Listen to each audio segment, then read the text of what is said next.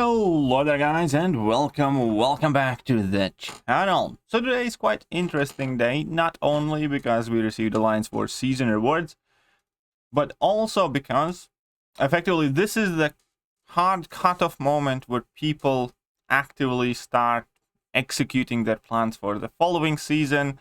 They kind of reconfirm whether they can stay with their current alliance, whether they are going to be looking for a new one. And today, you know, obviously it's a perfect day for a lot of people to change the alliance after the alliance quest is going to end, because then you're going to have obviously the war off season starting, where you're kind of free to move about. And on top of that, alliance quest is going to be on 3-day cooldown.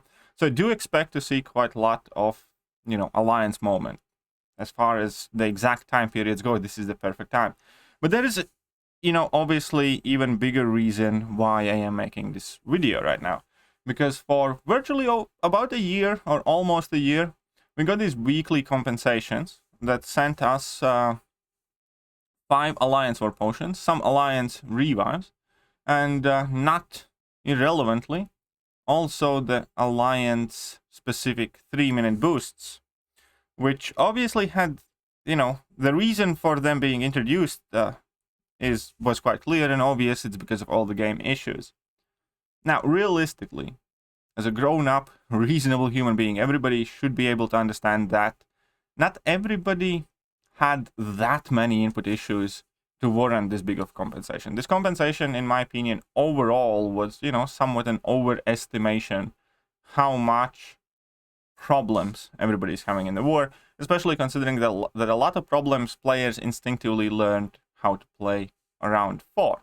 For instance, if you were able to dex a certain special attack and because of input issues you are unable to do so, and as long as, you know, you are using your brain, you're probably going to adjust the counter that you use, for instance, and just limit opponents from throwing special attacks in the first place, thus erasing your need to dex that special attack, and thus realistically not having to deal with that problem.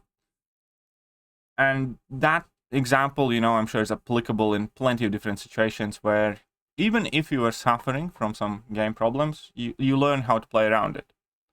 And then, maybe aside from first month or two, most of this compensation for majority of the players was a bonus, an extra, a subsidy, a government check that you get for pretty eyes.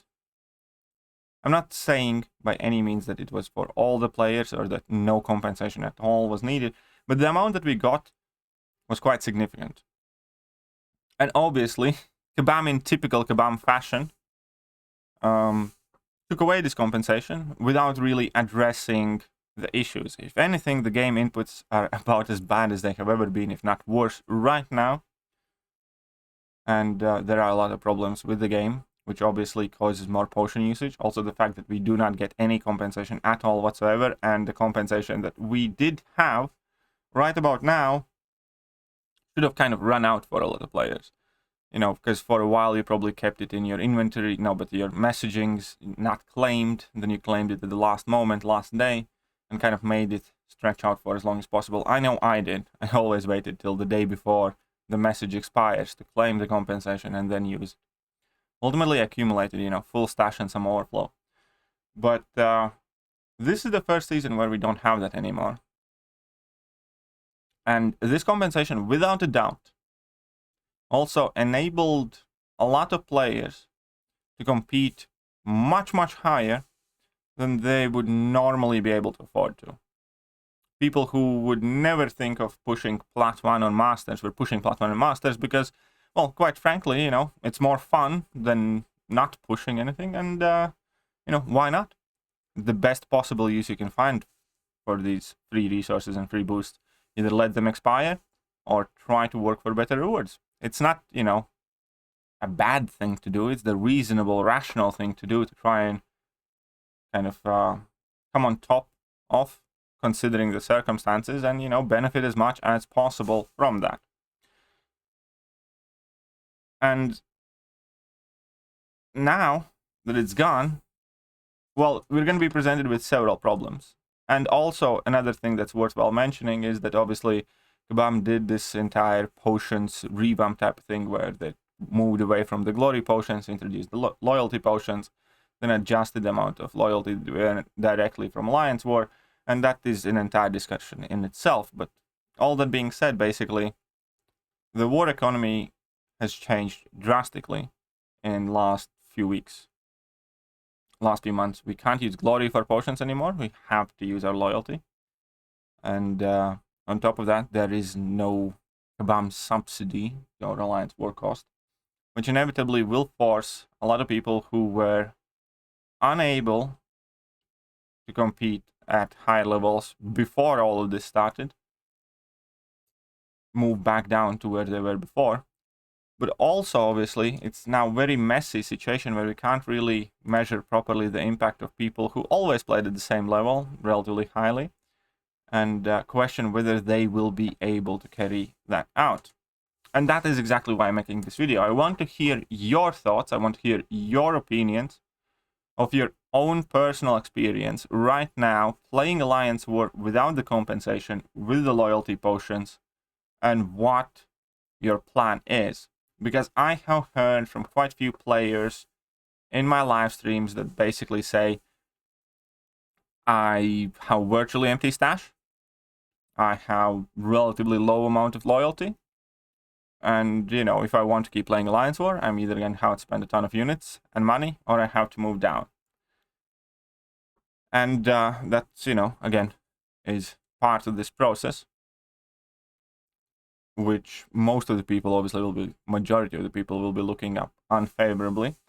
For my own personal experience, you know, despite I know how much this is going to infuriate a lot of people, I seem to be able to keep my stash boosts topped up playing tier 1 Alliance Wars. And that, obviously, without a doubt, is also a part with me not doing exorbitant amount of fights during wars. You know, I'm not typically at the moment taking 10 fights per war or something like that. I used to be some time ago, but in New Nation, it's kind of more balanced. I wouldn't mind if they increased the level of my fights, but with the current amount of fights that I do take, which probably average like 5-6 per war, I end up, you know, covering everything that I need and actually slowly being able to increase my potion stash. Like, I have maxed out the level 3, level 4 potions. I still have 22 of the level 5s that were from compensation. And I'm also slowly starting to get these team health potions that are super, super expensive, which I'm actually going to buy one more right now. Why not? No, wait, not buy units. You cheeky little buggers. You nearly got me. But yeah, I'm slowly starting to get those health potions as well, just because, obviously, as everybody does, I want to be as topped up as possible. So I might actually pop in loyalty store. So on a personal level, the current potion system, for me personally, and again, this is not trying to invalidate anybody who has different experience and different opinion. I understand that this is not going to be the experience everybody has. For me personally, right now, I am able to play Alliance War without using units, aside from, let's say, big champion boost situation, which, you know, I did end up having to buy some bundles that had the 30% boosts in. The rest of the boosts I'm still kind of okay with. And health potion wise, I'm definitely managing. So I want to hear from you in the comment section. I'm also likely going to put up a poll asking what's everybody's potion stash and plan for the next seasons. Might be 2 polls, who knows? Maybe 1. I'll try to squeeze it in 1.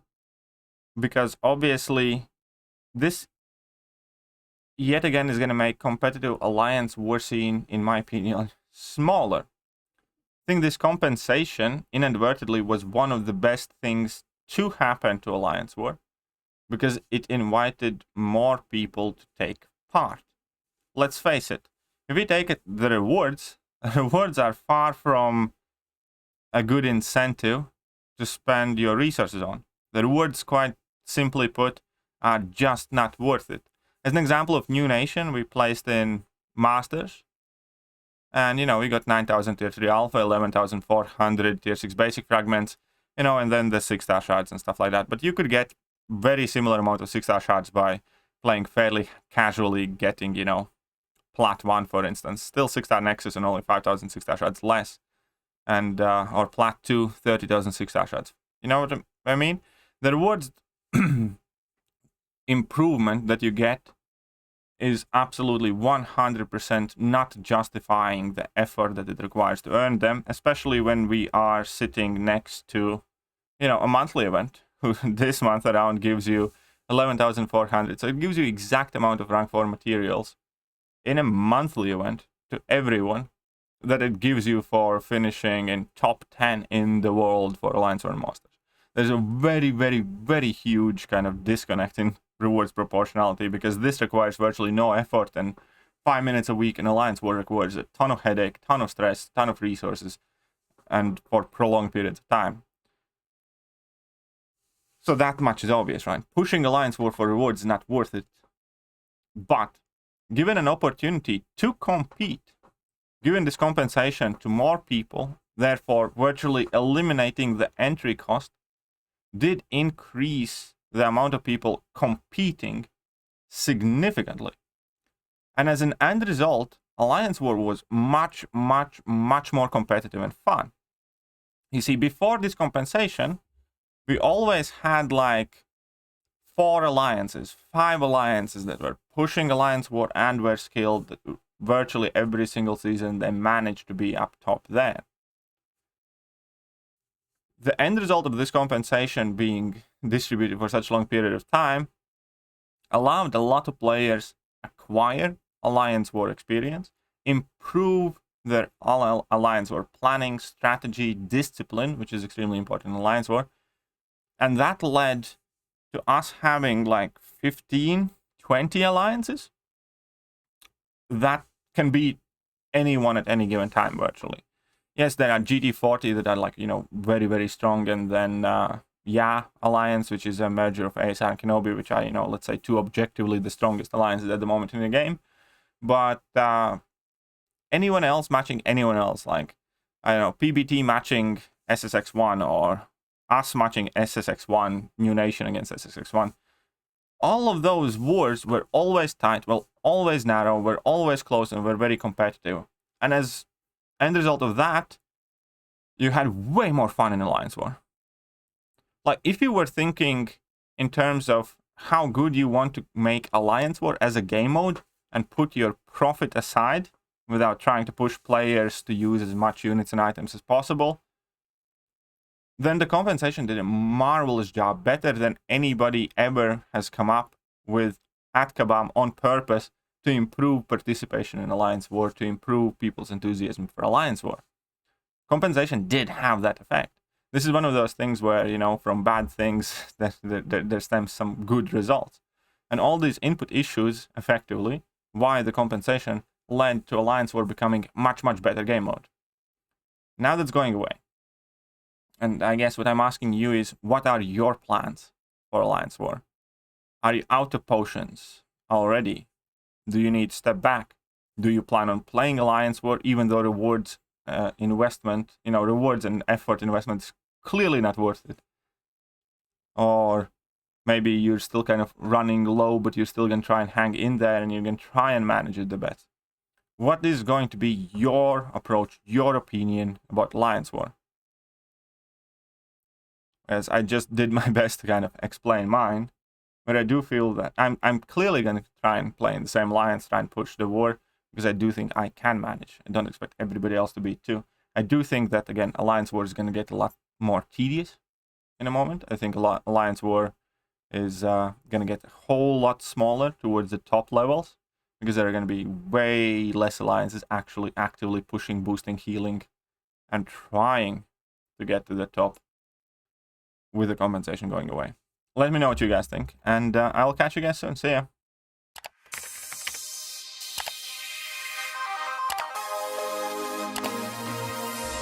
Hello there, guys, and welcome back to the channel. So we have all the information about the next